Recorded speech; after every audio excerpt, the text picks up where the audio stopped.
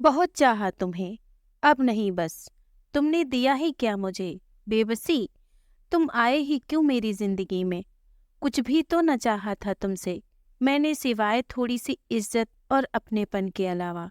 अब छोड़ गए ना मुझे अकेला, अब कभी वापस मत आना। मैं अकेली ही अच्छी हूँ। बंद कमरे में फपक कर रोए जा रही थी सारिका। सारिका, अरे ओ सारिका, ए लड़की, जाने क्या कर रही है। लड़के वाले आते ही होंगे। माँ की आवाज़ बहुत पास आ गई थी, शायद दरवाजे तक। फिर दरवाजे पर ठक ठक। भारी कदमों से सारिका ने दरवाज़ा खोला और वापस मुड़ गई। माँ उसे रोककर उसके सामने आ गईं। उसके चेहरे पर नजर पड़ते ही, क्या हालत बना ली है सरू तूने। माँ, वो मेरे साथ ऐसा नहीं कर सकता बेटा। वो अब कभी वापस नहीं आएगा। तेरे पापा को उसने वचन दिया है। पर माँ, इसमें मेरा क्या कसूर है। मैंने तो सच्चा प्यार किया था। माँ, अपने ही अपनों की दुश्मन क्यों बन जाते हैं। माँ, बस एक मौका दे दो। मैं फिर जो बोलोगी वही करूँगी। ठीक है। सलील की ट्रेन 3 बजे की है। वो निकलने वाला ही होगा। 5 बजे लड़के वाले आ जाएंगे। उससे पहले तुम्हें वापस आना होगा। इसके आगे मैं कुछ संभाल नहीं पाऊंगी। मेरा भरोसा मत तोड़ना। कभी नहीं तोड़ूंगी। और सारिका तेज कदमों से बाहर चली गई। सलील उसी के घर के पीछे कमरे में रहता था। वो कमरा घर से जुड़ा था, पर रास्ता बाहर से था। कमरे में पहुंचते ही उसका दिल धक से हो गया। सलील जा चुका था। उसके कदम वहीं ठिठक गए। उसने बुझे मन से घर की ओर कदम बढ़ा लिए। कमरे के पीछे बालकनी से आंसुओं से भरी 2 आंखें बस उसी को देखे जा रही थीं। जब तक वो आंखों से ओझल न हो गई। वो सलील था जो अभी तक जा नहीं पाया। उसके दिल ने चीत्कार की, एक बार और कोशिश करके देखे। अभी कदम बढ़ाया ही था कि गाड़ी की आवाज़ से वहीं ठिठक गया। लड़के वाले आ गए थे। वो वहीं खड़ा बेबसी से उन्हें देखता रहा। काफी अच्छा घर सजाया है विनोद जी। जी रामपाल जी, सारिका बेटी को बहुत शौक है साज सज्जा का। अच्छा, अब सारिका को बुलवा दीजिए। बड़े उतावलेपन से शोभा जी, जाओ खुशाल बेटा, दीदी को लेकर आओ। कुछ ही पलों में खुशाल सारिका को लेकर आ गया। राजीव उसे अपलक देखता रहा, पर सारिका कहीं और ही खोई थी। सब एक दूसरे का मुंह मीठा कर रहे थे। रिश्ता पक्का हो गया था। लड़के वाले जा चुके थे। सारिका पलंग पर निढाल सी पड़ी थी। उसके पास अब सोचने समझने के लिए कुछ बचा न था। थके कदमों से सलील अपने ही अधेड़ बुन में चला जा रहा था। उस दिन गाड़ी लेट हो आई थी। ज्यादा भीड़ न थी। सीट पर बैग रखकर बैठ गया। गाड़ी सुबह अलीगढ़ पहुंच जाएगी। सोचते सोचते अतीत में खो गया।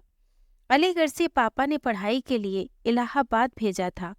पापा के दोस्त थे विनोद अंकल। बहुत प्यार करते थे सलील को। कभी उसे महसूस नहीं होने दिया कि वो बाहर का बच्चा है। सारिका से जब उसकी दोस्ती हुई तब उसकी उम्र तकरीबन 16 साल रही होगी। सारिका अपने मामा के घर रहती थी, पर अब आगे की पढ़ाई यही घर पर रहकर पूरी करनी थी। उन दोनों को पता ही न चला कि दोस्ती प्यार में कब बदल गई। समय तेजी से आगे बढ़ रहा था। ग्रेजुएट होते होते उसको घर के पीछे हिस्से में बने कमरे में शिफ्ट कर दिया गया। अब सारिका और वो खाने के टेबल पर ही मिल पाते। पढ़ने में कुछ समझ नहीं आता तो सारिका उसके कमरे में आ जाती और वह उसे अच्छे से समझा देता। कभी कभी खुशाल घर में आ जाता, सारिका नहीं आती तो वो बेचैन हो जाता, किसी न किसी बहाने घर आ जाता। उस दिन बारिश बहुत तेज थी। गंगा मैया उफान पर थीं। विनोद अंकल खुशाल को लेने स्कूल गए थे। साथ में आंटी को भी कुछ काम था, इसीलिए वो भी साथ में गई थी। तेज बारिश की वजह से वो फंस गए थे। काफी देर हो गई थी वो नहीं आए थे। सारिका बेचैनी से चहलकदमी कर रही थी। धीरे धीरे अंधेरा बढ़ रहा था। अब तो उसे डर भी लग रहा था।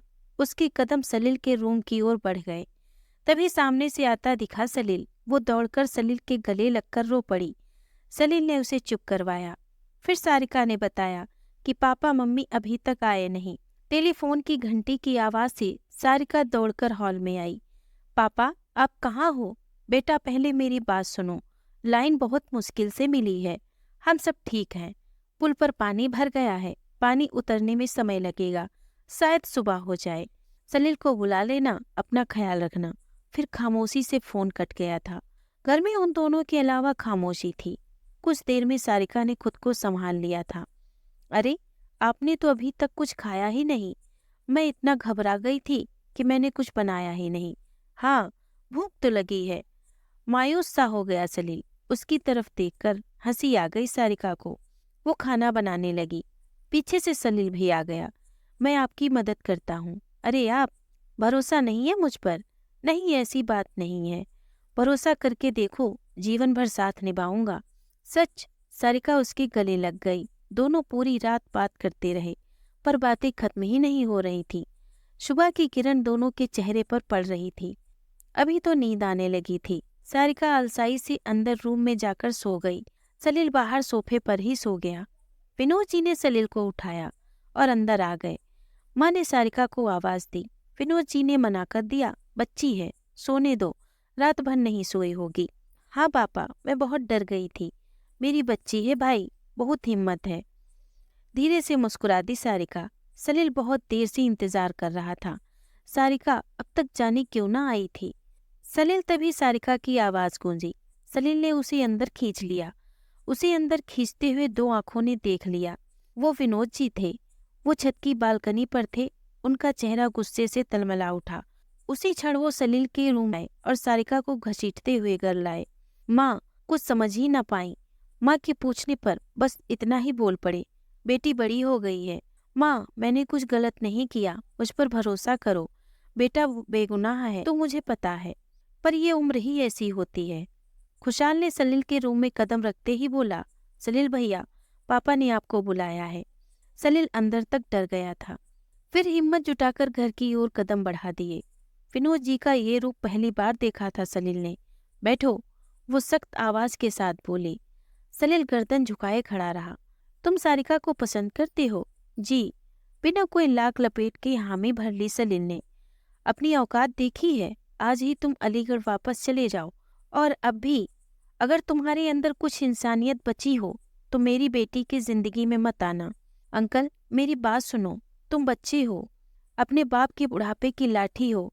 तुम यहाँ कुछ सीखने आए हो, हमारा एहसान है तुम पर। सलील बेबसी से देखता रहा। कल 4 बजे की टिकट है तुम्हारी। जाने से पहले एहसान के बदले वादा करते जाओ कि अब सारिका से कभी नहीं मिलोगे। ठीक है अंकल, वादा रहा। और फिर उसने रूम की ओर कदम बढ़ा लिए। रूम में आकर बहुत देर तक सोने में घूरता रहा सलील। उसने निश्चय कर लिया, अब वो अलीगढ़ चला जाएगा। एक झटके से गाड़ी स्टेशन पर रुकी। सलील नीचे उतरा। सुबह के 4 बज रहे थे। इक्का दुक्का चाय की दुकानें खुल गई थीं। आगे का सफर उसे टैक्सी से करना था। घर पहुंचा तब तक काफी उजाला हो चुका था। सलील को देखते ही पिताजी बाहर आ गए। उसने पैर छुए। बेटा, अचानक कैसे आना हुआ? जी पिताजी, दिल्ली में कुछ काम था, इधर से निकला तो सोचा आपसे भी मिलता चलूं। अच्छा किया जो आ गया। झूठ तो वो बोल गया, पर दिल्ली किसके पास जाएगा, किससे मिलेगा? 1 हफ्ता गुजर गया, सलील कहीं नहीं गया। पिताजी की बूढ़ी आंखें जो देख और समझ रही, उसे सलील नहीं समझ पा रहा था। आज का पेपर सलील के हाथ में था। आज ही आईएएस का रिजल्ट निकला था। उसने भी परीक्षा दी थी। दूसरे नंबर पे ही उसका स्थान था। उसकी आंखें भर आईं। उसे उसका लक्ष्य मिल गया और औकात भी। वो पिताजी के गले लग गया। मैं खूब मेहनत करूंगा, आपको निराश नहीं करूंगा। अगले दिन सुबह ही दिल्ली के लिए रवाना हो गया। धूमधाम से शादी निपट गई थी। अब जाके चैन मिला था विनोद जी को। संध्या पास में ही बैठी थी। तभी फोन बज उठा। संध्या जी ने रिसीव किया था। हम लोग आराम से पहुंच गए। राजीव जी की आवाज थी। सारिका अंदर है, बाद में बात करवाते हैं। 1 हफ्ते बाद राजीव का फोन आया था और फोन काट दिया। रात 11 बज रहे थे। सहमी सी बैठी थी सारिका। मन में दर्द चल रहा था। उसने सोच लिया था जीवन की नई शुरुआत करने से पहले राजीव को सब कुछ बता देगी। रात 1 बज गए थे। राजीव अब तक नहीं आया था। उसे नींद भी आने लगी थी। उसने आंखें बंद कर लीं। धीरे धीरे नींद के आगोश में चली गई। 4 के आसपास राजीव आया था। सारिका, सारिका, सो गई क्या?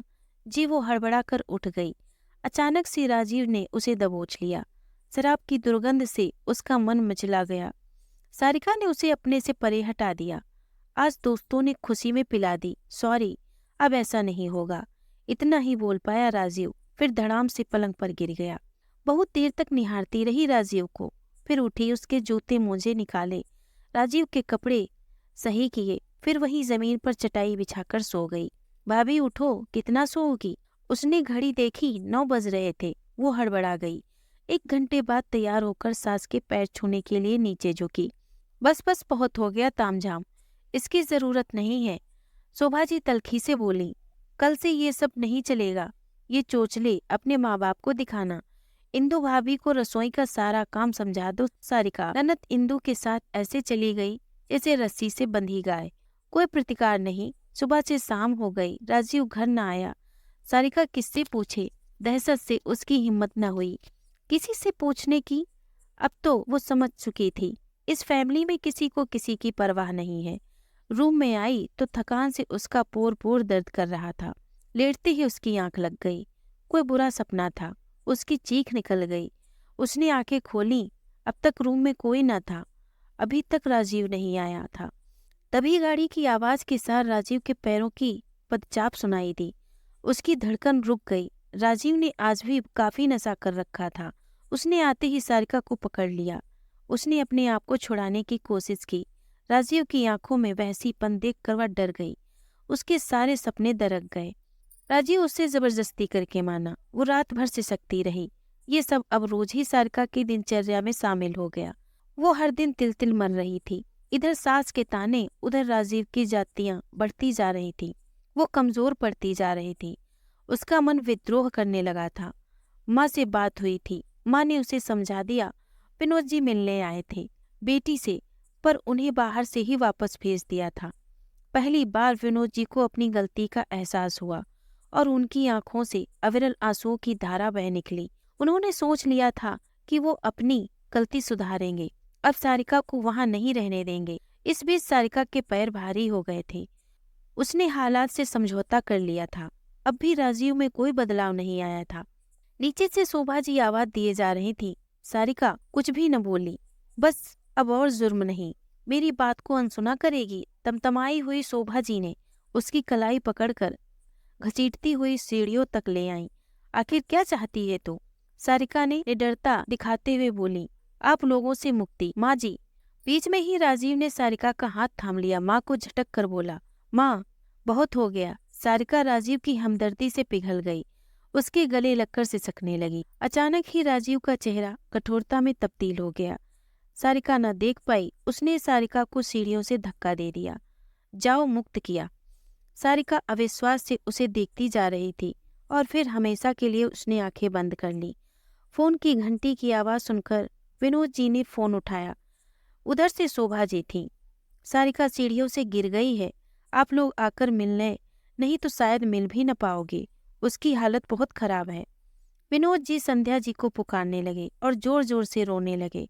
सब मेरे ही कर्मों का फल है। क्या हुआ जी? सलील सरू नींद में अचानक चीख पड़ा। आसपास देखा, कोई न था। आज एक कैसा सपना आया उसे। उसने याद करने की कोशिश की। हाँ, सरू ही तो थी। वो लगातार रोए जा रही थी। मुझे बचा लो सलील, ये लोग मुझे मार देंगे। उफ, ये कैसा डरावना सपना था। शुक्र है सपना था, नहीं तो मैं मर ही जाता। एक लंबी सांस ली सलील ने। लखनऊ पहली पोस्टिंग थी। सलील ने आज ही चार्ज संभाला था। डीएसपी के रूप में ईमानदार और कर्मठ होने की वजह से बहुत जल्द ही नाम और शोहरत मिलने लगी। सलील को पता था कि सारिका की ससुराल लखनऊ में ही है, पर कहाँ है ये पता न था। बस एक बार वो सारिका से मिलना चाहता था। उसे बताना चाहता था कि उसका सपना सच हो गया। उसे विनोद अंकल से मिलने जाना था। जो कुछ बन पाया था उन्हीं की वजह से। सारी फाइलें निपटाकर उसने राहत की सांस ली, फिर प्रयागराज के लिए निकल गया। शाम होने तक वो घर पहुंच गया। ठक ठक दरवाजा खुशाल ने खोला था। कौन है बेटा? पापा, सलील भैया आए हैं। सलील ने आगे बढ़कर उनके पैर छुए तो उन्होंने उसे गले लगा लिया। वो बहुत बीमार और कमजोर दिख रहे थे और अपनी उम्र से बड़े दिख रहे थे। घर में सब और सन्नाटा पसरा था। आखिर क्या हुआ होगा जो इतनी खामोशी है? आंटी कहाँ है? अंदर। तभी खुशाल पानी लेकर आ गया। पानी पीकर सलील आंटी से मिलने अंदर चला गया। नमस्ते आंटी। आंटी ने उसे गले लगा लिया। उनकी आंखों से अविरल आंसुओं का सैलाब बह निकला। सलील किसी अनहोनी की आशंका से कांप गया। आखिर क्या हुआ, कोई बताएगा? अपने पल्ले की कोर से आंसुओं को पोंछती हुई बोली आंटी। बेटा, सारिका मेरी बेटी इतनी कमजोर नहीं थी। आगे का वाक्य पूरा किया विनोद अंकल ने। हमने मार दिया अपनी बेटी को, मुझे माफ कर दो। मैं तुम दोनों का गुनहगार हूँ। वो जाने किस मिट्टी की बनी थी, कभी कुछ न बताया, सब कुछ सहती रही। विनोद अंकल दहाड़े मार मार कर रोने लगे। सलील के कानों में जैसे किसी ने पिघला शीशा डाल दिया। वो लड़खड़ा गया, फिर पागलों की तरह रोने लगा। अचानक उसे सारिका की दर्द भरी आवाज सुनाई देने लगी। सलील, मुझे बचा लो अंकल, आपने मुझे कहते कहते रोने लगा। फिर उसने अपने आप को संभाला और उसी क्षण लखनऊ के लिए निकल पड़ा। पीछे से सब आवाज देते रहे पर वो न रुका। रात भर वो रोता रहा। अगले दिन सुबह ही सारिका की ससुराल पहुंच गया।